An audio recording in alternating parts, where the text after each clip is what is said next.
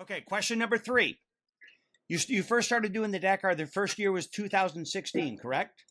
Correct. So you've done it for 10 years now. Give me one thing you like about it. You like about the race when you first started doing it, and then one thing you like better about it, the way the race is now. What do you like better about the old? What do you like better about the new? The old, when I started Dakar, I was in South America, and I can shit you not. The whole course, the freeways, the roads were literally lined with people. This was in South America. It was insane. The first Dakar I did, the very first day, we had a big transfer right out of Buenos Aires. Yeah. Dude, it was like 5 a.m, pouring rain. And I didn't know, I just brought normal gear, when I started, we weren't wearing things that we're wearing now, and yeah, I was like, holy shit, dude, this sucks. I'm soaking wet. Just started the day. Yeah.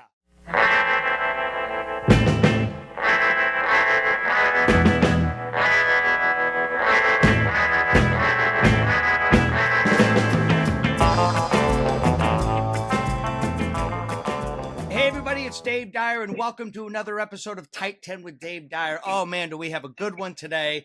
My guest on episode 19 is motorcycle racer Ricky Brabec. Now, in 2014, Ricky won the Baja 1000, the Baja 500, the San Felipe 250 endurance races. He's represented the United States in the International Six Days Enduro competition, which is the oldest sanctioned competition is for motorcycles, I think, in the world. I think it started in 1913. But more than that, he is the first U.S. motorcycle racer to win the Dakar Rally in 2020, and he's won it twice, 2020 and 2024, and many consider this to be the most grueling motorsports endurance race on the planet. Ricky Brabec, would you agree with that? I don't know. It's all I know is off-road racing. But yeah, hey, thanks again for having me. I'm super excited to talk with you and get to know, some of these questions that you're about to ask. But yeah, overall, the Dakar's pretty gnarly. It's pretty grueling. I think every discipline of sport has, its ups and downs and, its own sense of gnarliness, I guess. But yeah, for me, I mean, the Dakar is like, yeah, it's gnarly, but I'm so in tune with it that it's not gnarly anymore, but it's tough for sure. Yeah. So before we start real quick, I just want to give everybody, let me do a little explanation, and you please interject on anything that I'm screwing up. It's basically a 14-day race.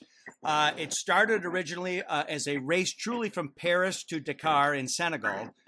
And then for political reasons, it was there was a bunch of unrest. They moved it to South America, and then they have since been doing it in Saudi Arabia for the past, 5 or 6 years? Yeah, correct. Yep. So, and it's a 14-day race. I think you get one rest day amongst those 14 days, right? Yeah, typically it ranges from like 12 to 15 days. Back when it was Paris to Dakar, it was, it wasn't always, but I heard there was a couple of additions where it was like 20 days. Yeah. But now typically it's 12 to 15 days with one mandatory rest day, typically right in the middle. Okay. That gives like the mechanics to go over the equipment properly because, on each day-to-day basis, you're doing the not the minimum. I mean, you're doing the most of what you can do. But on the rest day, you typically put a top end in the bike and, everything's basically new for the second week except like the lower end of the engine. Right. But the rest day's needed. The rest day's not long enough, to be honest. But I just I kind of wish that there was really no rest day, because if you think about it, like we're gone for 3 weeks racing, and it's 1 day less if there is no rest day. But now, the older I get, I really appreciate the rest day. So it's cool. Yeah. Trust me. I'm 57. I'll take all the rest days I can get, for God's sakes. All right. So here we go. Here's the 10. We're going to go through 10 questions. The first question is always a this or that question. And I'll ask you, and then I'll explain why I'm asking you. The first question is 2 wheels or four wheels? And here's why I'm asking this. I see your Instagram and that you do, obviously you're a motorcycle racer, professional motorcycle racer, two wheels, but you also do a lot of riding in the side-by-sides, the quads, and all kinds of stuff like that. And also the reason I'm asking this is there have been several Dakar motorcycle racers, Stefan Hensel, Cyril Dupree, Toby Price, who have gone from racing motorcycles to racing cars and trucks and things like that. So which one do you prefer, and do you have any plan to move to four wheels in the future? That's a tough question. I mean, it's not tough, but it's a tricky question, I should say. I enjoy two wheels. Two wheels is kind of like the ultimate adventure. You can go places four wheels can't go. On two wheels, you're by yourself or with a group of friends, right? And you can kind of really escape reality on two wheels. Four wheels, I do some side by side racing on four wheels. We have a Class 1 unlimited car that we race typically one time a year, just because it's so expensive to run on our own. Four wheels is fun. It's a whole new challenge. I really appreciate like the guys that are super fast and super good at it. Mm-hmm. A lot of guys from two wheels do go to four wheels because it kind of transitions over, I think, with like the line of sight through the desert. So yeah, I mean, that's the transition for sure. I'm trying to get there, after my career is over on two wheels, but always in my heart and in my mind, I'll be a two wheel guy. Yeah. But yeah, I mean, I like both. I can't go this or that. So I'm kind of 50-50 with both of them. I enjoy both of them. Both are such a good time. Both are super fun. Obviously, four wheels is way safer. Yes. I mean, the older you get, right? Yeah. You got to think about things like this. But yeah, I'll always ride motorcycles, regardless. So right. The transition at the end of the day is four wheels when the two wheel career is over. Yeah. I can imagine to be riding along at a certain point, you're going to go, I wouldn't mind having a roll cage around me. That'd be kind of nice. So, yeah, exactly, dude. Yep. All right. Question number 2. I've done my best to show some loyalty. I've got my Honda hat on. Question number 2 is about that. You've been riding, from what I did in the research, and correct me if I'm wrong, you have been riding for HRC, which is Honda Racing Corporation, for the majority of your professional career, if not all of it, correct? Yeah, correct. Okay. I've been with Honda for a very long time. I kind of want to stay with Honda. They've been loyal. They've been awesome. We work well together. Before my rally career started, I was on Kawasaki for like the Baja series. And yeah, that's kind of like my first, I guess, pro debut days was on the Kawasaki. Okay. And back then, that was when Bob Bell at Precision Concepts and another team, THR, who would help me get to kind of, start doing what I'm doing as far as off-road racing and the support. Yeah. But yeah, I mean, I've been with Honda for 11 years, 12 years now, and it's been awesome. Yeah. Now, what I've also gathered, and again, please correct me if I'm wrong, it looks like through most, if not all of that career, the bike you have ridden is the CRF 450 Rally. Is that right? Yeah, correct. Okay. The bike I've ridden with Honda has been the CRF 450 Rally. And then I raced with under Johnny Campbell Racing, JCR, with a 450X for a couple years in the National Hare and Hound Association. Okay. So as far as the existence of that bike and your career, as we all know, there's changes that are made, there's evolutions to the bike and things like that. Give me, over the time you've been riding the CRF 450 Rally, give me the one thing that sticks in your mind, the one change that's been made to that bike where where you said, okay, this is going to take things to another level. This is going to help me ride a little better. And being a rider for the team, did you have any input on that change? Yeah, all factory teams kind of go through the same thing. We call it durability. Others call it different things, but we call it durability. And, this is when we spend 3 weeks in the desert, testing different things. It could be small changes. It could be big changes. The Japanese, really listen to the riders and they do the best to their ability to make the changes without, sacrificing the other good parts of the motorcycle. So, we we change a lot of little things, and sometimes we'll change, a big one that makes a big improvement. But also at the end of the day, if you're doing good, on the podium, winning or fighting for the top spot, you try not to change so much, because if you make a change, then you start going backwards, it kind of Yeah. hurts. So, a couple years we're not changing anything. We might change like a shroud design or a plastic or something like this kind of design. But as far as like the chassis, since I've been on the team, we've only changed the chassis, I want to say 3 times, and it's been Okay. 12 years, so Wow. we try to keep, where it's good, you just try to keep the same Yeah. program going.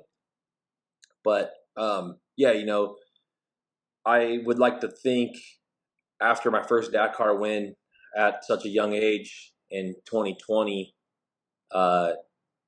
they started listening to a little bit more input, on Yeah. my end. And also, Johnny Campbell has a big role in this. He's been around for a long time, and many scored Baja 1000 wins, and a lot of successful races and things like this in his career. So he's a very knowledgeable guy, and they listen to him. And obviously I'm kind of linked up to Johnny and his kid Preston, and we have Kendall Norman. I believe our little circle does a really good job. So yeah, they listen, they make the improvements, and they always call Johnny first for input like this, and then Johnny will call us and try to get us together to go do a little testing for a week or two at a time. And yeah, it's really cool. Nice. Very nice. Okay. Question number 3. You first started doing the Dakar. The first year was 2016, correct?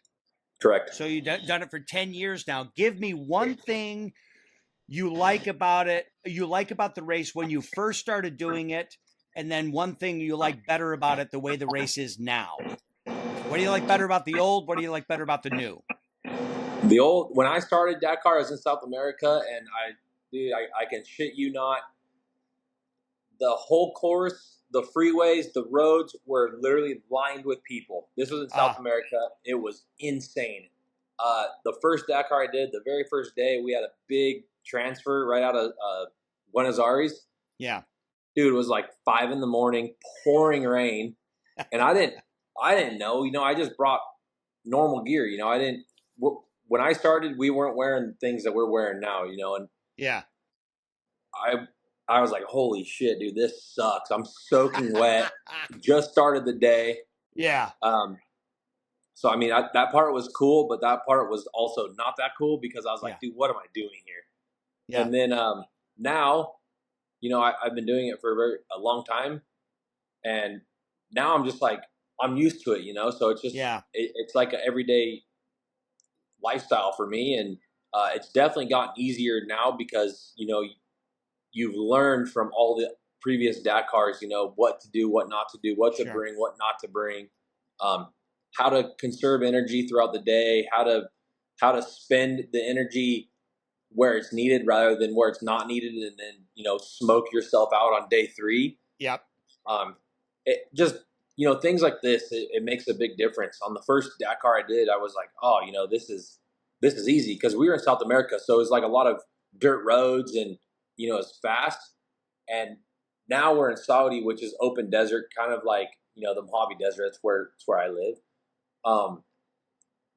Now it's open desert. It's more rough. It's more natural terrain. Where in South America was a lot of like dirt roads, smooth WRC style. So I was like, Yeah. oh, the Dakar is easy. It's just fast roads. I just got to get better at these roads. Yeah.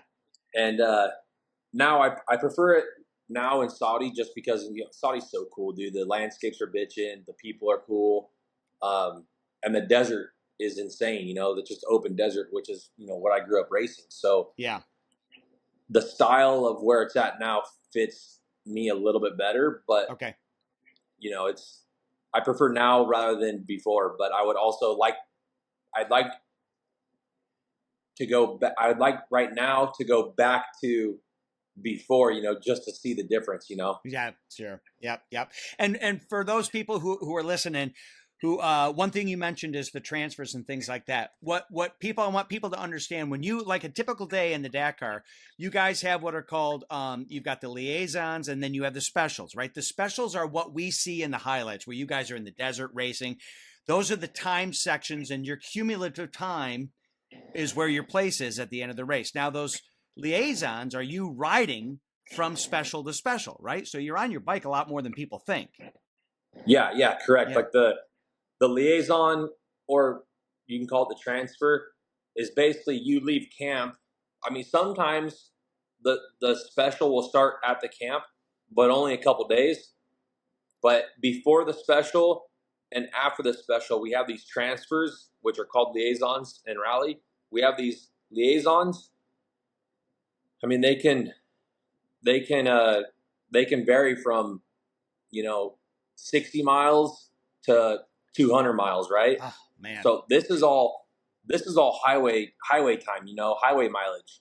And if you're if we're racing, say we're starting in, like, a long day for us, say we're starting in San Diego, but the special starts in Barstow.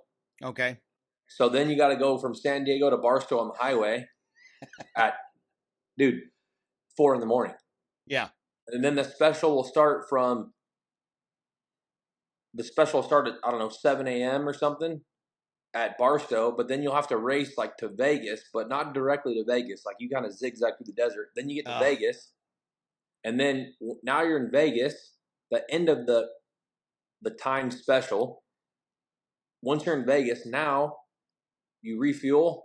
You have to refuel in the special too. You refuel at the finish of the special, and then now you got to ride the highway from Vegas to St. George, Utah. Yeah. So, like, that's a typical day, man. Is like transfer on both ends of the specials. And I mean, dude, the liaisons aren't terrible. I mean, they're not great. You're just riding down the highway, but you're just like, damn, I wish the camp was right here. Yeah, but I could have something to eat or something, for God's sakes. Which then actually, this leads me into question number 4, because I know previous to the recent years, when you guys would get the road book, and for those who don't know, the road book is the map that you get of what that course is going to be for the day, and it used to be on like a paper scroll, and I believe now they're digital, right? It's downloaded to a machine. Yeah, correct. It's like an iPad. Yeah.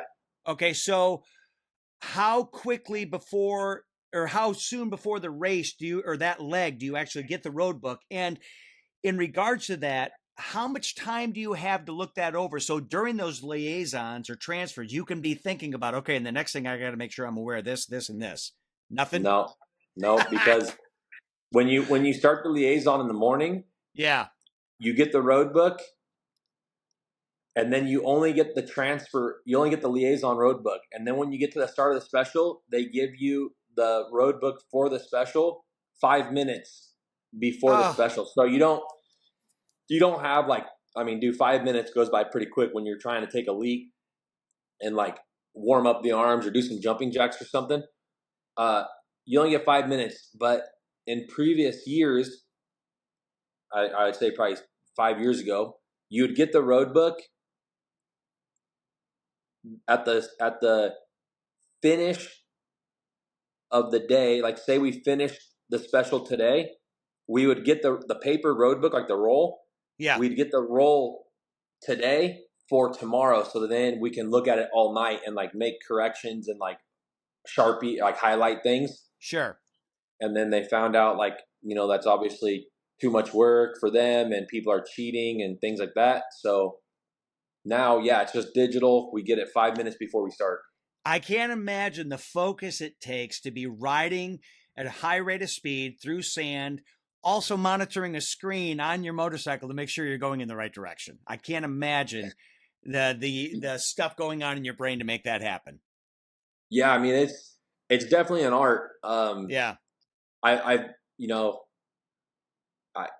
now it's, like, secondhand nature to me, but before, I was like, holy shit, this is confusing, because I was always riding, like, with my head down, and I wasn't looking.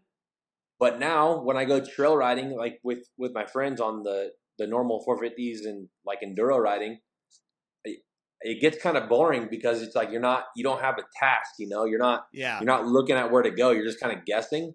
I need more to do, for God's sakes. Yeah. I mean, your first couple of times it's a little tricky, but also it's really cool. How you could just put a road book on your bike. I mean, you could do it for adventure riding too. You don't have to go so fast. You don't have to go so gnarly, but if you want to go make a route through the mountains, say make a loop from your house back to your house to the mountains, dude, you can make a road book and give it all to your buddies, and then that way no one gets lost. Well, people can make mistakes and get lost, but it's just it's cool for other people to understand how it works. It's all based off mileage and compass settings, so it's really cool. Nice, very nice. Okay, question number 5. We're completely switching gears here now. You're flipping channels. Forget the fact that streaming exists. You're flipping channels on the television, and 3 movies are on: Anchorman, Step Brothers, and The Big Short. Which one of those 3 movies do you watch and why? Oh, man. I haven't seen either of those movies in a very long time, but Step Brothers is pretty funny because I feel like it relates to like maybe you and your best friend if you don't have a brother, Yes. always fighting and arguing over like the dumbest things, right? Like putting your nuts on his drum set or something, or fighting in the front yard. Did we just become best friends? Yep. It's great. Yep. So Step Brothers is your pick. Yeah. I think that would be mine too. I love Anchorman and everything, and The Big Short's a little more serious, but Step Brothers is a guaranteed laugh. So that's a good one. All right. Number 6. Here's question number 6. I'm always curious how this happens. Now, the Dakar Rally happens at the very beginning of the calendar year, and I'm sure there are other events that you do over the course of a year, so you maintain a level of fitness to be able to do all those. But at what point during the year, when you're looking forward to the Dakar, do you say, all right, I got to cut back on the booze, I got to start eating better, I got to get in the gym, I really got to put forth hyper focus to get ready for this thing? Is there a point where you do that? Yeah, of course. There's you don't want to. It's hard to peak on your endurance levels and your muscles and everything like that. So I try not to peak until obviously it's Dakar time because I care more about the Dakar than the other races. Yeah. As I mean, it's like the biggest one of them all, right? So I typically take a break after Dakar. I think everyone does. After this year's Dakar, it killed me a little bit on the inside. So this year I've just been on the loose program and enjoying my life rather than training every day. But no, typically, cycling, a little bit of gym work, a lot of seat time, of course. Yeah. But for the Dakar, I would say October to like Christmas Day is hardcore. Like every day, okay, you're doing the program. Every day you're eating clean. You're cleaning your system out, and you want to peak at Dakar. You don't want to peak right now in August.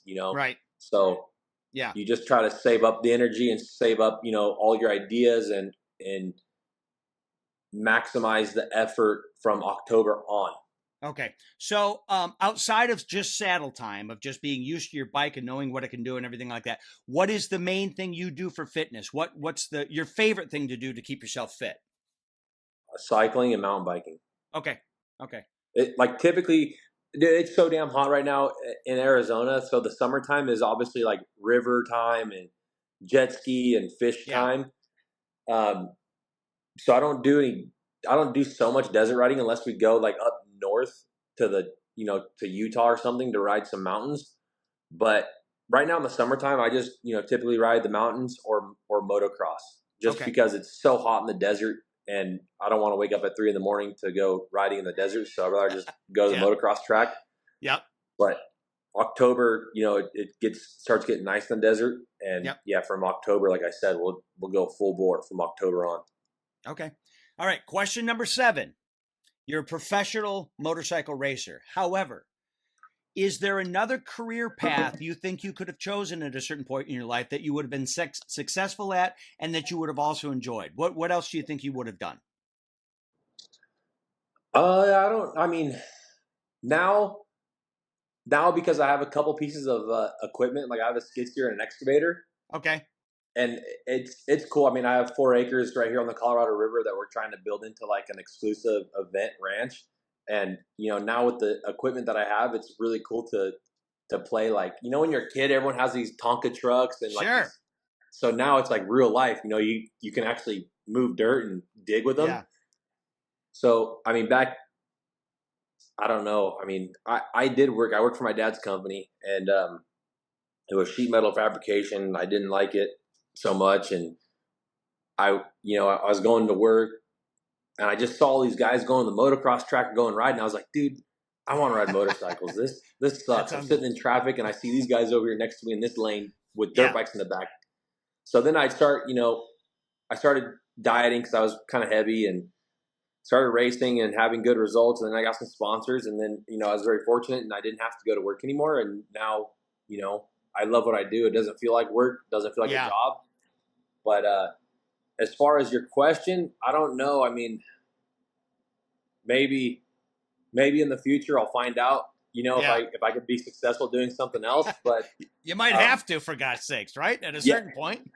Yeah, exactly. And now I have with the machines I have, dude, I can probably do a pretty good job. Doing like a landscape business, and that's been on my mind a lot lately, just because I like landscaping, and I think landscape's cool, especially when it's done well, and I have the machines to do it. So we'll see. Yeah. And I'll tell you, there's an innate thing, I think, in a lot of guys where I live on a little half an acre on a cul-de-sac in Grand Rapids, Michigan. But if you're driving around and you see a bobcat, you're like, God damn, I'd love to have one of those. I have no use for it. There's nothing I'd use it for, but I'd love to have a bobcat in my yard. They're so fun, dude. It's so fun. All right. Okay, so question number 8. Another fun question. I'm going to give you 3 names. Jack Black, Bert Kreischer, Adam Sandler. Here's the scenario. You're at an event, a big Honda event, and you're there. Everybody's, hi, Ricky. And you've got your CRF 450 rally. These 3 guys come up to you at a certain point and say, hey, can I ride your bike? Which one of those 3 guys would you let ride your bike? Jack Black, Bert Kreischer, Adam Sandler. Oh, who would you Jack trust? Black. Jack Black for sure. Yeah? Dude, he would just make it so much funnier. Could he get on it? Is it too tall? No, he can get on it. All right. I like Adam Sandler. I like his movies a lot. I also like Jack Black's movies. But I would say I don't know if Adam Sandler would know how to ride that thing. But yeah, maybe. Yeah. I just think at the end of the day, the media would be a lot more funny if Jack Black gave it a little rip. Yeah, nice. What are the torque figures on that when it's set up for Dakar? Like the weight? Mean, just the torque. It's got to be just crazy when you hit that throttle. How hard it's going. Well, or is it actually mild because of the sand? No, it has a pretty good hit to it, but they are just 450cc engines. Like that's a restriction, and they go pretty good. Yeah. And they reduced that. That was several years ago. They reduced it to 450 because they used to have much bigger bikes. And I wasn't it really kind of a safety thing? There was a lot of people getting hurt. The bikes were too powerful. Yeah, the bikes are too big, too heavy, too fast. So now, they're restricted to 450cc, and also now we have a speed limiter, so we can only go 100 miles an hour now. Okay, that's all. 100 miles an hour in the sand. That's it. That's all we're going to let you do. All right.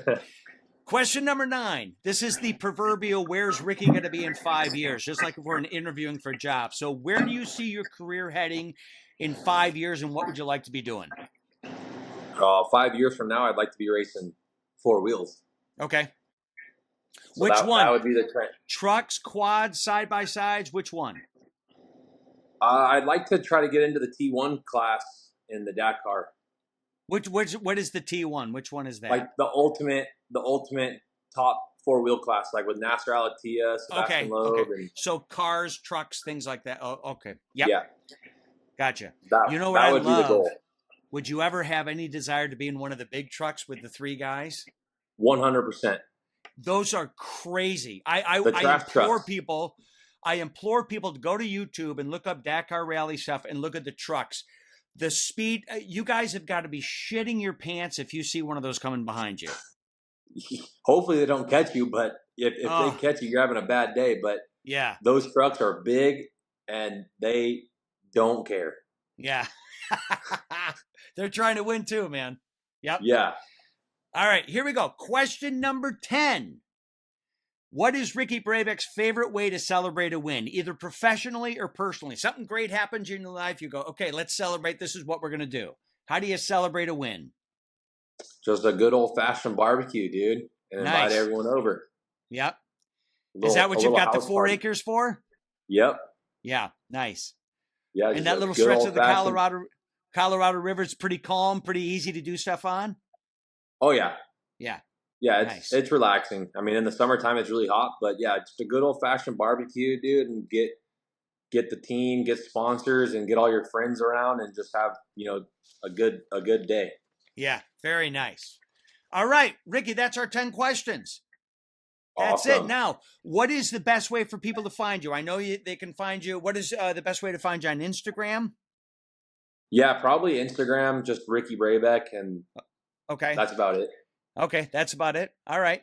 Well, thank you so much. Hey, listen, I can't tell you how much I appreciate you being on today. And like I said, I've been a huge fan of yours for years and watch you. I'm thrilled. 20 and 24, you won the Dakar, and I watch it closely every year. And I appreciate you taking the time to talk to me. Yeah, thanks for having me again. And I'm looking forward to seeing this episode. You got it. It'll be next Tuesday. Perfect. All right. Thanks, Ricky. Yeah, see ya.